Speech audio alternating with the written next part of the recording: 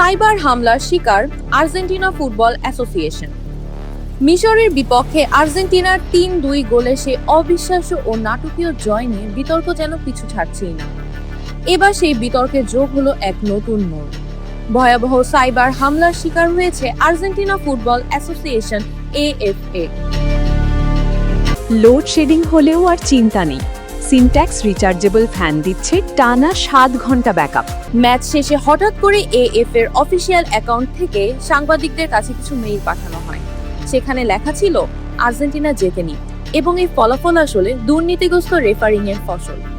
একই সঙ্গে মেইলে মিশরের ফুটবলারদের ভূয়সী প্রশংসাও করা হয়। আর্জেন্টিনার সংবাদ মাধ্যম লাকায়ে জানিয়েছেন, মিশরীয় বংশোদ্ভূত একদল হ্যাকার এই সাইবার হামলার পেছনে রয়েছে। পরিস্থিতি বেগতিক দেখে দ্রুত আনুষ্ঠানিক বিবৃতি দিয়ে AFA জানিয়েছে তাদের প্রাতিষ্ঠানিক অ্যাকাউন্ট হ্যাক করা হয়েছে এবং মেইলগুলো তাদের নয়। সেই সঙ্গে অ্যাকাউন্ট থেকে পাঠানো যে কোনো অস্বাভাবিক বার্তা বা লিঙ্ক এড়িয়ে চলার জন্য সবাইকে সতর্ক করা হয়েছে। এদিকে মাঠের হারের পর ক্ষুব্ধ মিশরীয় football association football referee François বিশ্বকাপ থেকে বহিষ্কারের জন্য ফিফার আনুষ্ঠানিক দাবি জানিয়েছেন।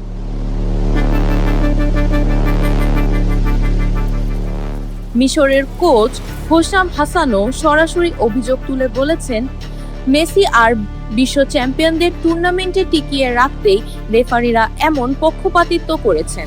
সব বিতর্ক মাথায় নিয়েই আগামীকাল বাংলাদেশ সময় সকাল 7টায় কোয়ার্টার ফাইনালে সুইজারল্যান্ডের মুখোমুখি হচ্ছে Argentina. BD archive desk, Deepika.